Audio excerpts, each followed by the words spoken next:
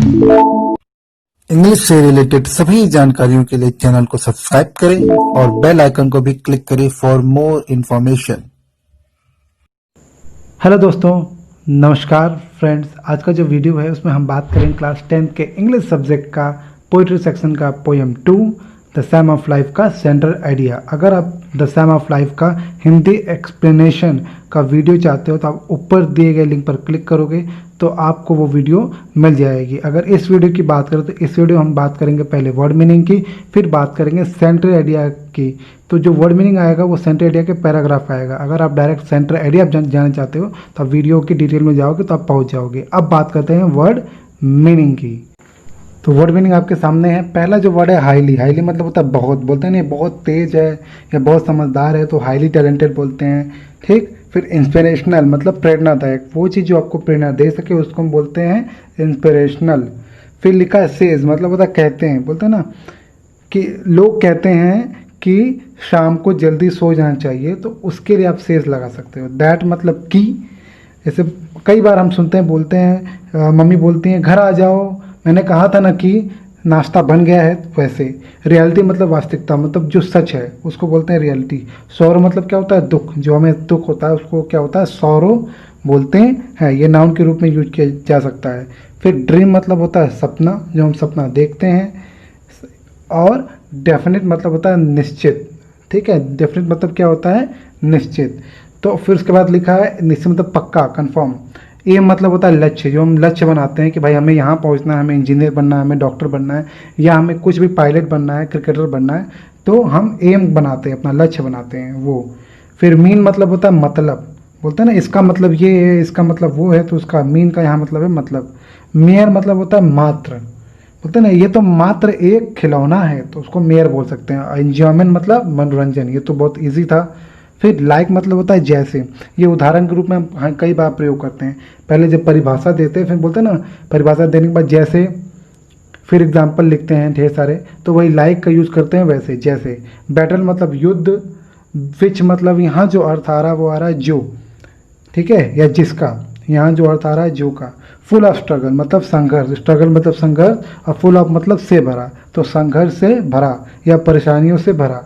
Difficulty मतलब होता ही है परेशानी, ठीक। तो डिफ़िकल्टी मतलब क्या होता है परेशानी।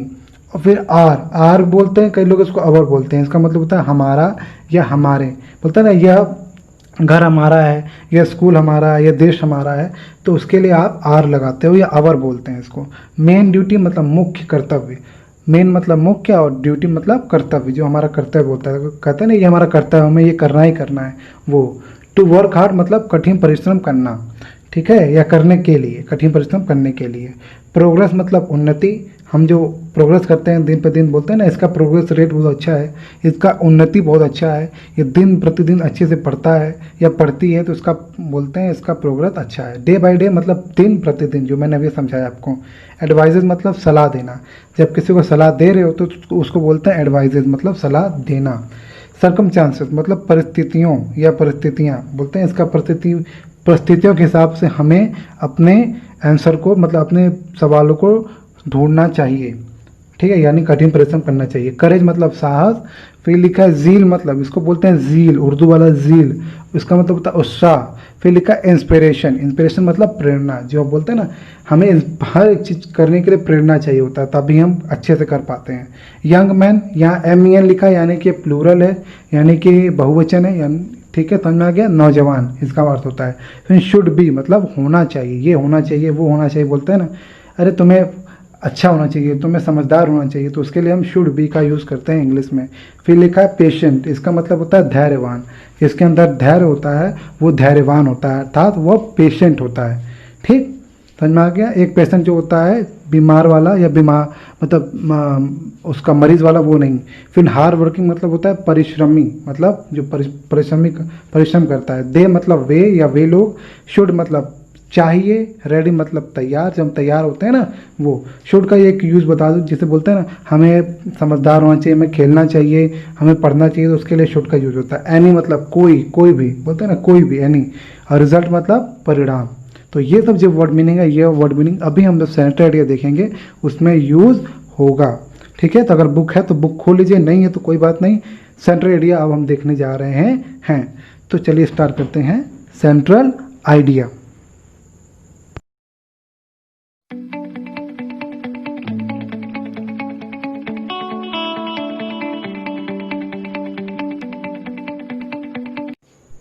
तो दोस्तों ये है आपका central idea of the poem 2, यानी कि द सैम ऑफ लाइफ का सेंट्रल आइडिया है।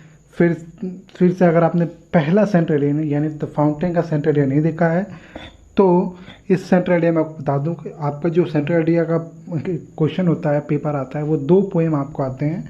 2 पोएम में से किसी एक पोएम का आपको सेंट्रल आइडिया लिखना होता है, ठीक है। उसका आपको 3 नंबर मिलते हैं। नॉर्मली सेंट्रल आइडिया जो होते हैं वो 4 से 6 लाइन के बीच में होने चाहिए, जो आपका कॉपी आता है एग्जाम बोर्ड वाला, ठीक है।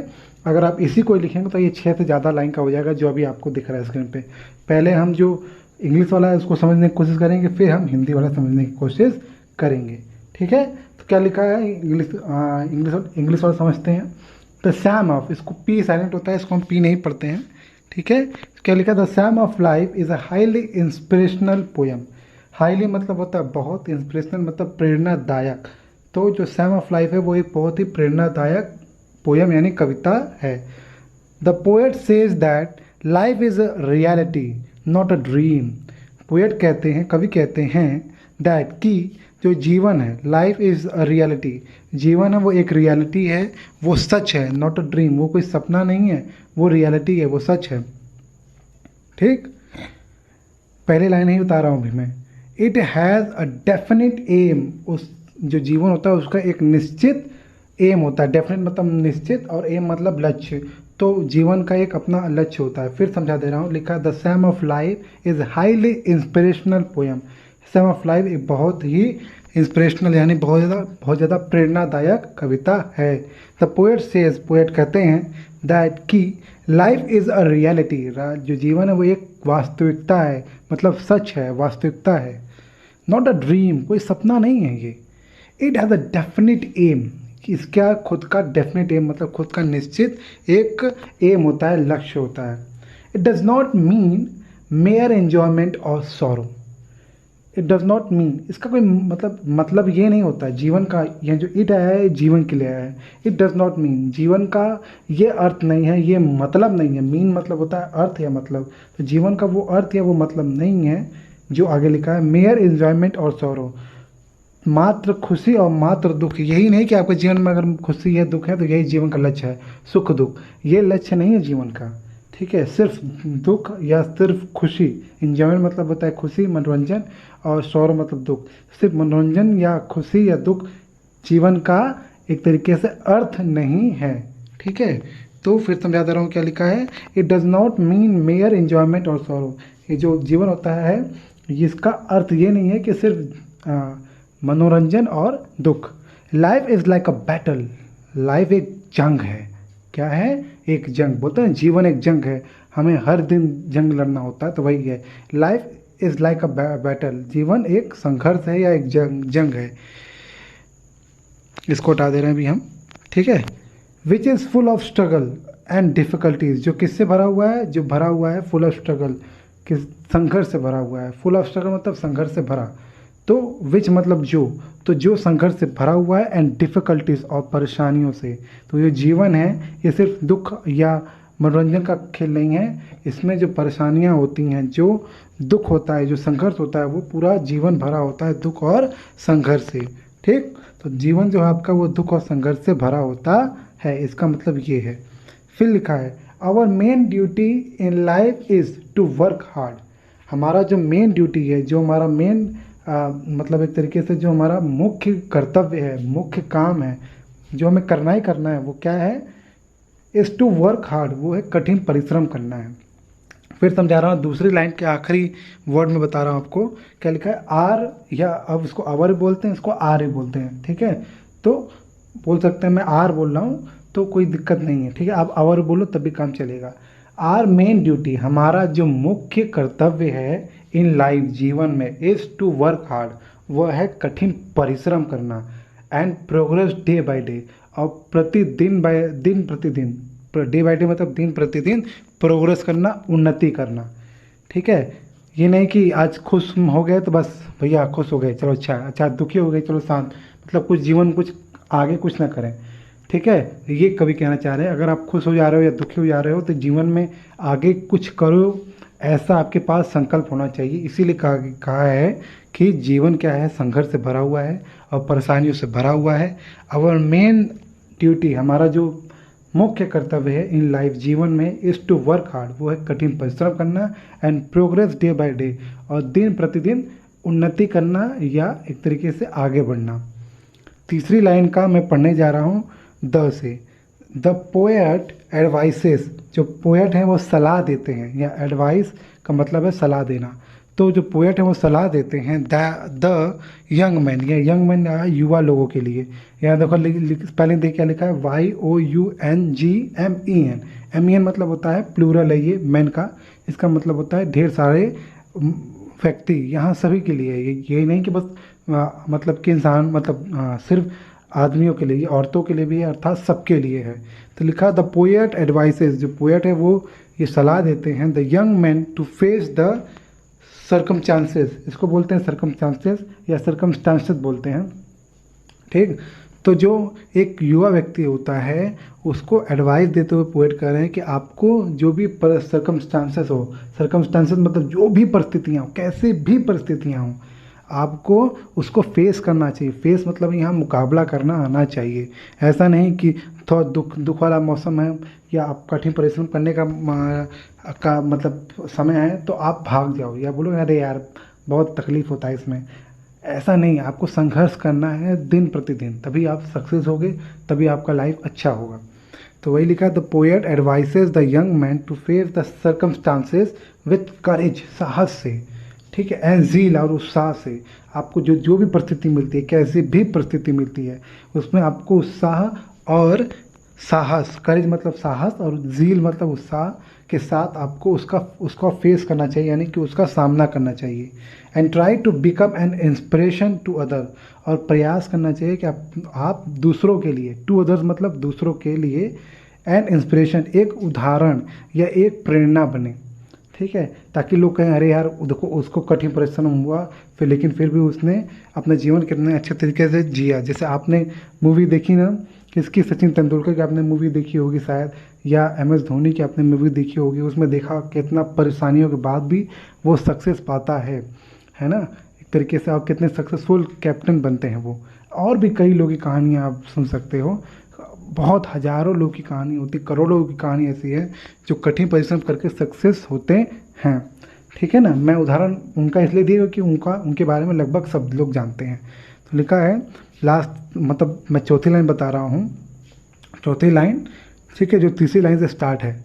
The poet advises the young man, जो पोएट हैं वो एडवाइस कर रहे हैं, सलाह दे रहे हैं यंग मैन को टू फेस द सर्कमस्टांसेस, कि वो फेस कर सके, वो एक तरीके से लड़ सके जो सर्कमस्टांसेस, जो परिस्थितियाँ जो सामने आती हैं, विथ करेज, साहस से, एंड ज़ील और उत्साह से, and try to become and inspiration to other, और प्रयास करें कि दूसरों के लिए प्रेरणा बनेगी।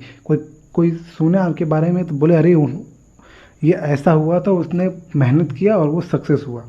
ठीक है, ऐसा लोग कहते हैं ना, तो वैसा।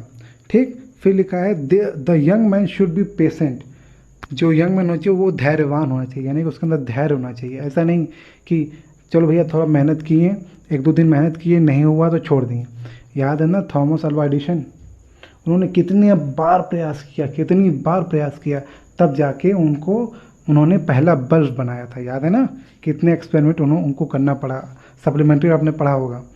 तो लिखा the young man should be patient, जो यंग मैन होना चाहिए, युवा व्यक्ति होना चाहिए, वो क्या होना चाहिए, धैर्यवान होना चाहिए, एंड हार्ड वर्किंग, और कठिन परिश्रमी वाला होना चाहिए, मतलब कठिन परिश्रम करने वाला होना चाहिए। तो चौथी लाइन का आखिरी जो मतलब आखिरी सेंटेंस है वो पढ़ा रहा हूँ फिर से मैं। The young man should be patient and hard working, patient मतलब होता है धैर्यवान, हार्ड वर्किंग मतलब कठिन परिश्रमी। तो युवा जो युवा हैं, जो कवि बता रहे हैं युवा व्यक्तियों के लिए, हम लोग के लिए, कि हमारा मतलब जो यंग मैन हैं, जो युवा हैं, उन्हें धैर्यवान होना चाहिए और कठिन परिश्रमी होना चाहिए। They should be ready for any result, वो हर रिजल्ट के लिए, हर मतलब एक तरीके से हर परिणाम का तैयार हो, ऐसा नहीं। कई बार ऐसा होता है कि हम सोचते हैं कि हम हार्ड वर्क करेंगे हम सक्सेस हो जाएंगे।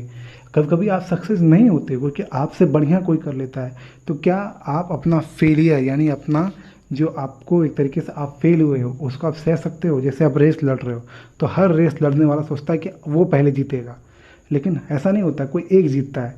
तो लेकिन जो बाकी हारते हैं क्या वो एकदम हार जाते हैं? वो दूसरा रेस कभी लड़ते ही नहीं हैं, वो कभी कुछ करते ही नहीं है, वो सोच लेते हैं कि भैया वो हार मान लिए हैं, ज़िंदगी में कुछ नहीं कर सकते। नहीं, ऐसा नहीं होता है। हर हर बंदा जो फर्स्ट आया है और जो उसके बाद जो आया जो हार गया है, वो ये नहीं सोचता है कि भाई मैं हार गया अब मैं कुछ नहीं कर सकता। वो फिर से ट्राई करता है, फिर से मेहनत करता है और फिर अगले रेस के लिए तैयार होता है। यही जीवन है। ये मैं उदाहरण दिया हूँ, ऐसा हम सब करता है। टेस्ट होता है, एग्ज़ाम होता है, किसी का कम आता है, किसी का ज़्यादा आता है, फिर अगले टेस्ट में किसी दूसरे का ज़्यादा आता है, किसी दूसरे का कम आ जाता है। तो ये तो जीवन है, आपको प्रयास करते रहना चाहिए। ये पोएट कहना चाह रहे हैं, अब मैं हिंदी बता रहा हूँ। द सैम ऑफ लाइफ एक बहुत प्रेरणादायक कविता है। कवि कहता है कि ज़िंदगी वास्तविकता है, न कि एक स्वप्न। यानी कि सपना नहीं है कि बस आया और बीच में ही टूट के ख़त्म हो गया, है ना। आपको कठिन परिश्रम करना होता है। एक बार बता दूं, अगर आपको कोई दिक्कत परेशानी हो रही है तो कमेंट बॉक्स में आप क्वेश्चन पूछ सकते हैं। कोई आपको कोई और चीज़ की ज़रूरत है, जैसे आपको कोई दूसरी वीडियो की ज़रूरत है, तो आप कमेंट बॉक्स में बोलिए, उस वीडियो के बारे में मैं आपको सजेशन दे सकता हूं या दे दूंगा। एक तरीके से इसका एक निश्चित लक्ष्य है, जीवन का मतलब एक निश्चित लक्ष्य है। इसका मतलब मात्र आनंद या शोक नहीं है। ज़िंदगी एक युद्ध जैसी है जहाँ आपको रोज़ लड़ना पड़ता है, जो संघर्ष और कठिनाइयों से भरी हुई है। लिखा है ना, जो संघर्ष और कठिनाइयों से भरी हुई है। ज़िंदगी में हमारा मुख्य कर्तव्य कड़ी मेहनत और दिन प्रतिदिन प्रगति करना, मतलब उन्नति करना है कि कैसे न कैसे थोड़ा थोड़ा उन्नति करो। अगर आप एक दिन 2 कदम चढ़ पा रहे हो तो दूसरे दिन आप कम से कम 3 कदम चढ़ो, फिर चौथे दिन 5, ऐसे आप बढ़ते रहो। ठीक है, एकाएक सोचोगे कि भाई अभी हम चलना स्टार्ट किए ही नहीं है, लेकिन हम सोच रहे हैं कि हम अभी दौड़ने लगे, तो ऐसा कभी होता ही नहीं है। छोटा बच्चा पहले थोड़ा थोड़ा पैर पे चलता है, फिर मतलब थोड़ा घुटने में चलता है, फिर धीरे धीरे पैर पे चलता है, फिर चलना सीखता है, फिर दौड़ना। ठीक है ना, तो वही लिखा है कि जीवन कठिनाई से भरा हुआ है और आपको परिश्रम करना चाहिए। फिर लिखा है, दूसरी लाइन पढ़ रहा हूँ मैं, ज़िंदगी में हमारा मुख्य कर्तव्य कड़ी मेहनत और दिन प्रतिदिन प्रगति करना है। कवि नवयुवकों को सलाह देता है कि उन्हें जिंदगी की परिस्थितियों का सामना साहस और उत्साह पूर्वक करना चाहिए और दूसरों के लिए एक प्रेरणा स्रोत बनना चाहिए। नवयुवकों को धैर्यवान तथा परिश्रमी होना चाहिए। उन्हें किसी भी परिणाम के लिए तैयार रहना चाहिए। तो ये है आपका central idea of the Sam of life. समझ में आ गया? अगर कोई डाउट परेशानी है तो प्लीज़ कमेंट बॉक्स में आप क्वेश्चन पूछ सकते हैं। ठीक है ना। अगर आपको वीडियो अच्छी लगी है तो इसको ज़रूर से लाइक करें और इसको ज़रूर शेयर करें अपने दोस्तों से, व्हाट्सएप पे या किसी यूट्यूब पे भी आजकल शेयर हो जाता है, तो यूट्यूब पे शेयर कर सकते हैं। ठीक है ना। आपको अगर और कोई पर्सनल इन्फॉर्मेशन चाहिए ग्रामर से रिलेटेड है कुछ भी, तो आप कमेंट बॉक्स में पूछिए। मैं पूरी कोशिश करूँगा आपको पूरी तरीके से सहायता करने की। ठीक है। सो अगेन, अगर वीडियो अच्छा लगी तो लाइक करिए, शेयर करिए और चैनल को सब्सक्राइब करिए, ताकि आपको आगे की नोटिफिकेशन भी मिलती रहे और इम्पोर्टेंट नोट भी आपको मिलते रहें। ठीक है। इसी के साथ हम वीडियो का एंड करने जा रहे हैं। एक बात आपको मैं बता दूं कि आप चाहो तो इसका जो लिंक है इस पेज का, वो लिंक आपको मैं दे रहा हूँ। आप वीडियो की डिटेल में जाएंगे तो वो लिंक है, वहाँ पे आप जाकर ये पेज देख सकते हो। ठीक है ना। इसी के साथ वीडियो का एंड करते हैं। आपने ये वीडियो देखा उसके लिए आपका बहुत बहुत बहुत धन्यवाद। Thank you so much for watching this video.